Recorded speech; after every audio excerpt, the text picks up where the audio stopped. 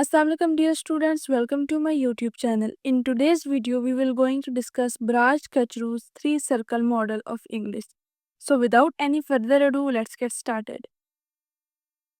Starting with the introduction. So Braj Bihari Kachru, born on 15th May 1932 and died on 29 July 2016. He was an Indian American linguist and he was a Jubilee Professor of Linguistics at the University of Illinois at Urbana-Champaign. He published studies on the Kashmiri languages and he is known for his work on world Englishes, particularly the concept of English as an international language. And he is also now best known for his three-circle model, which today we will going to discuss in detail. So moving to the Kachru's three-circle model, the Biraj Kachru's model, also known as the three-circle model of English, is a framework for understanding the global spread and the use of English. It characterizes English-speaking population into three concentric circle. So जो बिराज बिहारी कचरू का जो ये three circle model है, इस model में कचरू ने इसको English speaking population को थ्री कैटेगरीज में डिवाइड किया है. First the inner circle, then outer circle and lastly we have expanded circle. So let's discuss each circle in detail. Starting with the inner circle. This circle represents countries where English is the native language, such as United States, the United Kingdom, Canada, Australia and New Zealand. अब inner circle में कचरू ने वो सारी countries को डाला जो कि English को एज देयर फर्स्ट लैंग्वेज और as their native language choose करते हैं, जैसे कि यूएस हो गया, यूके हो गया, कनाडा हो गया, ऑस्ट्रेलिया, न्यूजीलैंड और बहुत सारी कंट्रीज जो इंग्लिश को एज देयर फर्स्ट लैंग्वेज और as their native language use करते हैं, जो कि नेटिव्स हैं इंग्लिश लैंग्वेज के. It's consider the norm providing circle, और इस सर्कल में जो आने वाली कंट्रीज हैं उनको हम बोलते हैं, ये स्पीकर्स जो हैं इस सर्कल में, उनको हम बोलते हैं norm providing circle. As a standard English norms are primarily establish here, because जो इंग्लिश का बेसिक स्टैंडर्ड फॉर्म है ना, जो बेसिक स्टैंडर्ड इंग्लिश है ना, वो इस सर्कल के स्पीकर्स बोलते हैं, जो उनका बेसिक स्टैंडर्ड सेट करते हैं कि जो एक ओरिजिनल और बेसिक इंग्लिश स्पीकिंग है ना, कि इंग्लिश का जो बेसिक फॉर्मेट क्या होगा, उसकी वर्ड्स की प्रोनाउंसिएशन कैसे होगी, मोस्टली जो वर्ड्स हैं वो सारा जो बेसिक स्ट्रक्चर है, बेसिक स्टैंडर्ड फॉर्म जो इंग्लिश की है, वो इसी सर्कल के स्पीकर्स डेवलप करते हैं. That's why it's called as a norm providing. जो बेसिक नॉर्म्स है ना, इंग्लिश का जो बेसिक स्टैंडर्ड है, वो हमें इस लैंग्वेज के स्पीकर्स प्रोवाइड करते हैं. ये जो लैंग्वेज जो इंग्लिश को जिस तरह से ये यूज़ करते हैं, सबसे करेक्ट और स्टैंडर्ड फॉर्म इंग्लिश की वही है जो कि इनर सर्कल के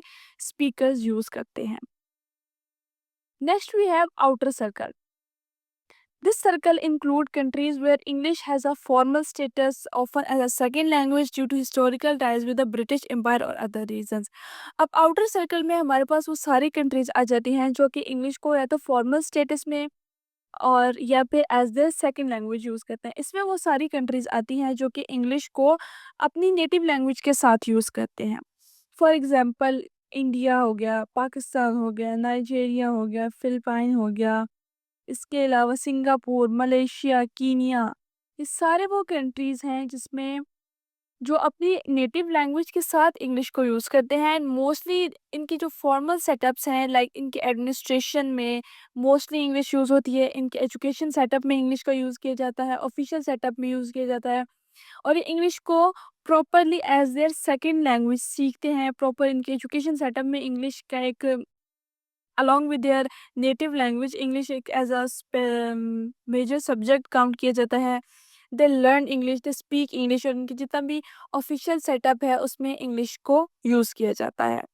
आउटर सर्कल को हम नॉन डेवलपिंग सर्कल कहते हैं, बिकॉज ये इस सर्कल के जितने भी स्पीकर्स हैं वो जो सेट हुए नॉर्म्स है ना, स्टैंडर्ड नॉर्म्स है जो कि इनर सर्कल ने स्टैंडर्ड एक सेट कर दिया है, उसको डेवलप करते हैं. किस तरह से ये उसको अपने कॉन्टेक्स्ट में इस इंग्लिश को अडॉप्ट तो करते हैं, लेकिन इनकी जो इंग्लिश होती है वो रीजन्स में इवॉल्व करती है, और ये अपने कॉन्टेक्स्ट में उसमें सब चेंजिंग्स लाते हैं. उसको जो इनर सर्कल के जो स्पीकर्स है वो जिस लैंग्वेज को डेवलप करते हैं, उस स्टैंडर्ड लैंग्वेज को, ये उसमें थोड़ी सी वेरिएशंस लाते हैं अपने कॉन्टेक्स्ट के अकॉर्डिंग, न्यू वर्ड्स अपनी प्रोनाउंसिएशन ऐड करके उसमें चेंजेस लाते हैं। इंग्लिश लैंग्वेज को तो यूज़ करते हैं, लेकिन जब उसको अपने कॉन्टेक्स्ट में यूज़ करते हैं सो उसमें जो है वो हमारे पास प्रोनाउंसिएशन में वेरिएशंस आ जाती हैं, तो लैंग्वेज में न्यू न्यू वर्ड्स, क्योंकि इनके अपने रिलीजियस वर्ड्स होते हैं, फिर अपने कल्चरल वोकैबुलरी होती है जो कि इसमें ऐड करते हैं, so that's why they are considered as a non developing circle. ये इंग्लिश लैंग्वेज को मॉडिफाई करते हैं, उसमें अपने कॉन्टेक्स्ट के अकॉर्डिंग उसमें चेंजेस करके, अपने ट्रेडिशन कल्चर के अकॉर्डिंग, रिलीजन्स के अकॉर्डिंग, सो डिफरेंट रीजन्स में दैट्स व्हाई इंग्लिश में वेरिएशंस आती हैं, इंग्लिश डिफरेंट तरीके से यूज़ की जाती है, क्योंकि आउटर सर्कल के जो लोग हैं दे use their own native language along with the English language. Next, we have expanding circle. Expanding circle, this circle comprises countries where English is used as a foreign language or a lingua franca for international communication with no historical or governmental importance to English.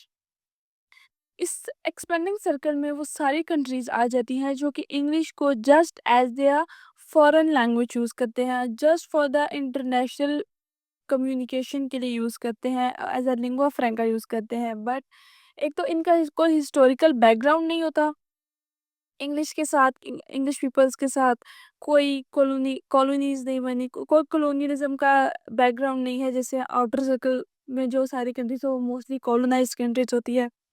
और ये English को ना ही अपने official setup में use करते हैं, ना mostly education setup में भी यूज़ नहीं करते।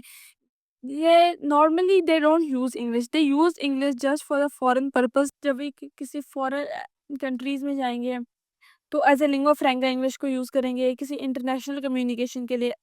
अपार्ट फ्रॉम ऑल दीज, अपने कॉन्टेक्स्ट में, ये अपने नॉर्मल सिचुएशन में या अपने फॉर्मल सेटअप में, अपने एजुकेशन में, अपने एडमिनिस्ट्रेशन में ये इंग्लिश का यूज़ नहीं करते, ये अपनी लैंग्वेजेस का ही यूज़ करते हैं, अपनी लैंग्वेज नेटिव लैंग्वेज का। जैसे आउटर सर्कल के जितने भी कंट्रीज़ हैं वो अपनी नेटिव लैंग्वेजेस तो बोलते हैं, लेकिन उसके साथ वो अपनी वो इंग्लिश को भी यूज़ करते हैं उनके एडमिनिस्ट्रेशन में, उनके ऑफिशियल सेटअप में मोस्टली इंग्लिश का यूज़ होता है और एजुकेशन में।